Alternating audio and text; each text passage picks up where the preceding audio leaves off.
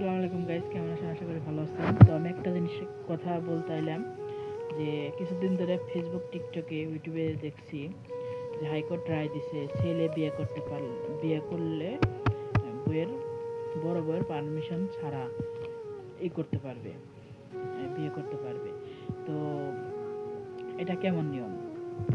হাইকোর্টের তো চেষ্টা হাইকোর্ট রায় দেওয়া উচিত ছিল যে একটা পুরুষ কখনো বিয়ে করতে পারবে না, আর একটা নারীও কখনো বিয়ে করতে পারবে না। এক পুরুষ এক পুরুষ নিয়েই যার সাথে বিয়ে হবে তার সাথে থাকা লাগবে। ফিরাদ তালাক হয়ে তালাক মেয়ের বিয়ে করা যাবে না, ও তালাক ছেলের বিয়ে করা যাবে না।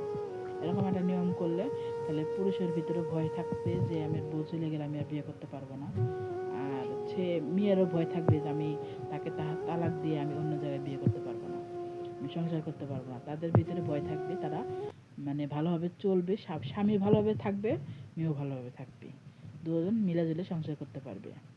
এই নিয়মটা করা উচিত ছিল আমার পক্ষে। আমি যেটা বুঝি সেটা বললাম, কিন্তু এই রায়টা তো ঠিক হয় নাই।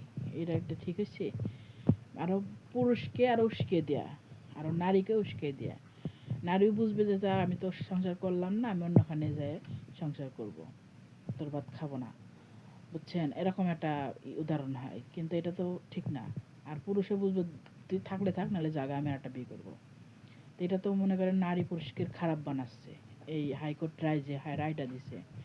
তো আমি যেটা বললাম, যদি আমার ভিডিও দেখে যদি মানুষের খারাপ মনে হয় অবশ্যই কমেন্টে জানাবেন, আর যদি ঠিক মনে হয় তো আমাকে অবশ্যই জানাবেন, বুঝছেন? আর আমি এটাই বললাম।